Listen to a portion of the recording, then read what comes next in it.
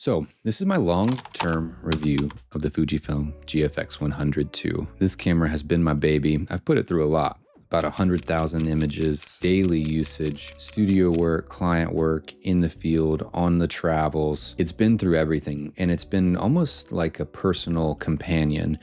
But today I want to break down my experience, long-term review, been over a year. I got it as soon as it came out. I also want to break down like who is this camera for, because I don't think that it's for everybody. I get questions all the time like, oh, can it keep up with this and that? So I'll get to that in the end. Anyway, I'm excited to be here. Thanks for watching. If you haven't already, please subscribe. Channel's getting some good traction, but when you subscribe, it kind of lets me know like, hey dude, I dig it. This is fun. So go ahead and subscribe. If you have any questions too, leave them in the comments and I'd love to chat there. I tend to reply to all of those. So I'm gonna break this down. We're gonna go over image quality, autofocus and speed, general performance there, ergonomics and handling, the system, workflow, reliability, the video capabilities, which is often overlooked, and then really we'll just cover who is this camera for. So first things first, let's talk about image quality, my favorite. So there is nothing, I don't think, in the market still that rivals this camera. Now you've got the Hasselblad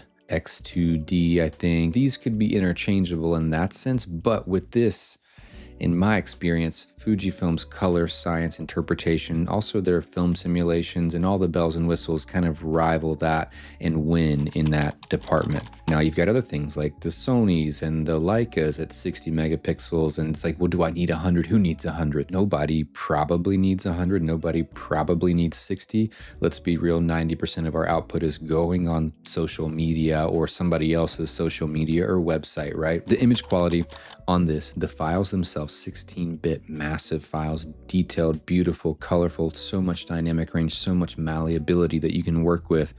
I don't think there's anything that really tops this in my book. If you want the best of the best, this is the camera for the job. You can't always just compare cameras to cameras. Everybody is so different in what they're shooting. But for me, if you don't know me, my name is Blake Pope and I shoot food, still life, studio work, some lifestyle, some video. I have an agency that we work with restaurants and hospitality clients. So this has been the best tool and the perfect tool for me. But for you, you know, if you're shooting weddings and things like that, it just might not be agreeable. It might not be the first choice for you. Back to this sensor performance, the image quality, there's no need for me to keep talking about it. It's a 102 megapixel sensor. It's one of the most beautiful sensors. This has also been a big upgrade in my eyes than the previous models. And I'll speak more on that later, but man, it's a beautiful camera. The image quality, you cannot beat the image quality of this camera. That's it. Moving on.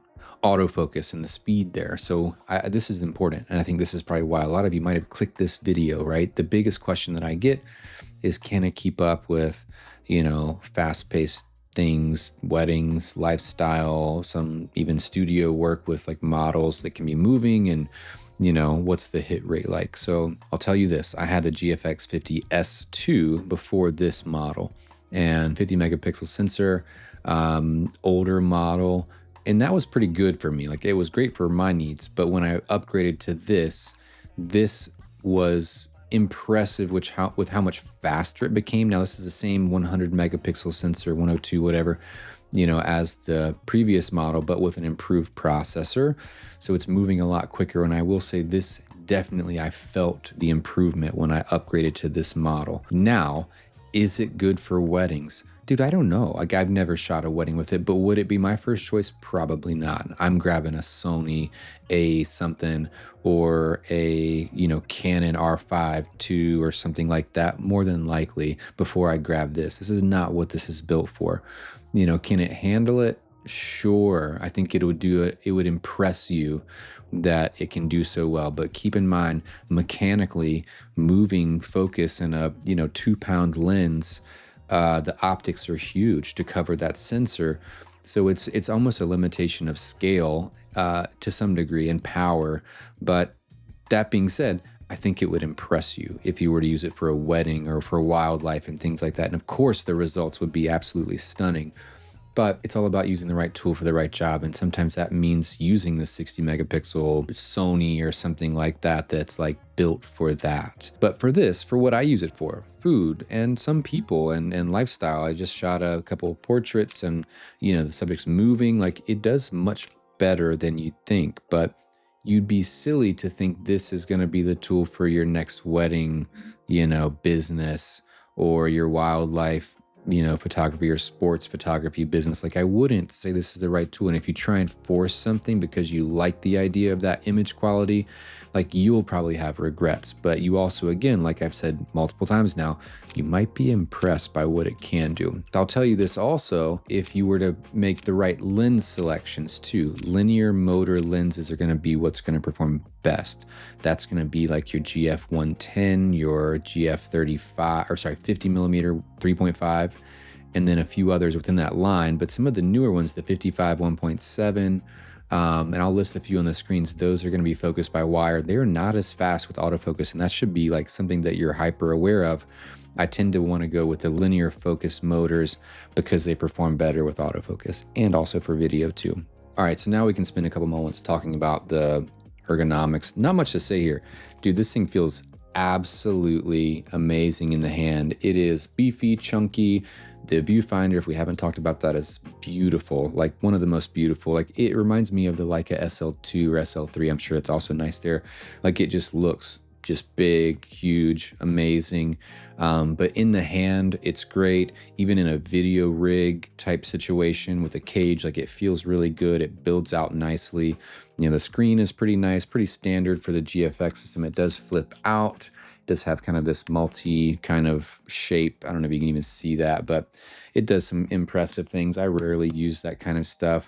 Data port, full HDMI, USB-C, mic jack, all the usual suspects, right? But this camera in the hand feels pretty daggum amazing. Like even though it's big, it feels so good. It's easy to kind of forget about the scale and the size of it. But hope that's helpful. And if you have any questions too, leave me a comment below. And then the next thing that I'll talk about, which is often not talked about enough, right? If you're focused primarily on stills, the Fujifilm GFX system is outfitted with amazing lenses. Now, I will say a few of them could probably use some updates, but you're investing not just in the camera body, but also the lens system. And that's what a lot of folks, don't think about. Like the camera, of course, the files are great, but there are some things to consider. The lenses are very expensive. And I don't mean like overpriced, but you're not talking about X system priced lenses. I mean, a good GF lens is going to run at least $2,000 in most circumstances. But the quality that you get from those lenses and that kind of native experience is amazing. Now, with that said too, there are not a lot of people making third-party lenses for the GFX system. Just kind of a bummer. You can't grab a Sigma or you can't grab this. But additionally, kind of another benefit here is that you can adapt lenses of all formats and sizes, which is really cool too. There's different sensor size pulls that you can do in terms of how you're capturing, whether it's GF format or Premista and stuff like that, which is nifty. If you're into that, you can also, again, use old film camera lenses and get really crafty and get some amazing character from this experience. So yeah, I mean, there's some ups and downs, the price, the, third-party options, the lenses that maybe you can't use on like a Fujifilm X series, or for that matter, a Sony system. That's pretty nifty, so worth considering as well. But next we'll navigate over to the video capabilities. Again, this is a pretty casual review. I'm not gonna go through all the specs, but I have a Fujifilm XH2s, which is my primary video camera. And I would say for about 6 months, I didn't really look at the GFX as a video camera. I hadn't spent a lot of energy thinking about it as a video camera. And then Joshua Martin, Cinedaily's, he's kind of a pal. We'll DM every once in a while, but he just hit the scene, was like, this is my video camera. I was like, whoa, dude, like that's amazing. So I started to use it more and more. And honestly, it's not my first camera of choice. I tend to use the XH2s. And this is kind of primarily driving my stills, but when I've used it, I've been wildly impressed. It's such a great camera for video, and having that hybrid functionality, it also, for me, it levels it above the Hasselblad, cameras which don't have that ability. Like, this makes it that much more unique and that much more special, where it's hard to beat this camera. Again, I'll say it over and over. It's just hard to beat this camera, especially if it suits what you're using it for. So I use this thing for video. I particularly love using my linear focused motors, the GF 110mm, and getting some really tight, almost like macro shots. I've got an extension tube that I use with that lens in particular that does some really cool magic in terms of like extending that minimum focus distance for video. Is badass.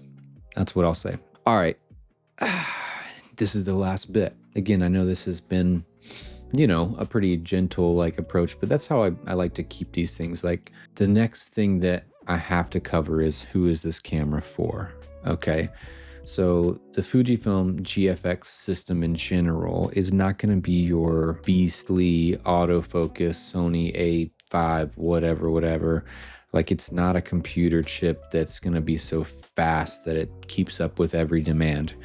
You got to be okay with that. You have to understand that, again, the mechanics, the scale, the weight, the size of this, it's not intended to keep up with fast-paced photography. Now, again, I cannot, and I don't say this like as a fanboy, like, it will impress you in what it can do, but if it were me, I would not use that for, again, wedding or wildlife or sports. Like, it's not what I would pull.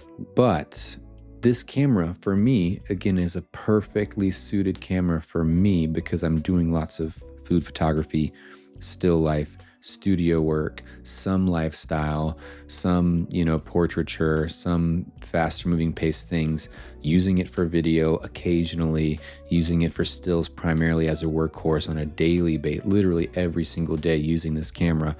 It is the perfect camera for that. Like, so more of a commercial photographer shooting with maybe hospitality brands, restaurants, studio, still life, things that you're working for, larger productions on set.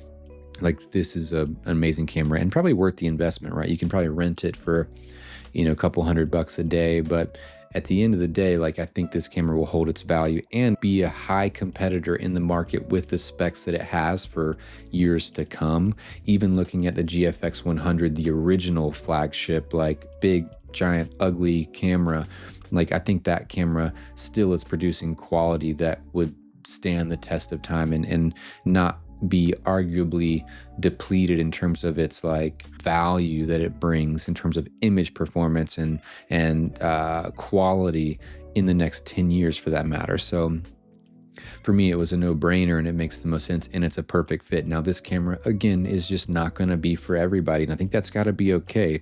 And it's not intended to be for everybody. But if you are also okay with like a camera with soul, a camera with a purpose, a camera with exceptional quality, just something that when it does hit, deliver some of the absolute most stunning results that you'd ever experience. If you're okay with that and kind of searching within that space, this camera will charm your little pants off. No, but I mean that sincerely. Like, it's got charm, it's got soul, it's got character. It feels like an extension of me, and it's such a beautiful kit. And I'm grateful to Fujifilm, not that they, loaned or gave me this camera. I'm just grateful that they're pushing boundaries and continuing to produce cameras for people like me that have such charm and soul and like life, and it's just a nice experience to have this camera. I've been so blown away. I've had it for a year now. Again, this is my long-term review. Thanks for watching. Peace.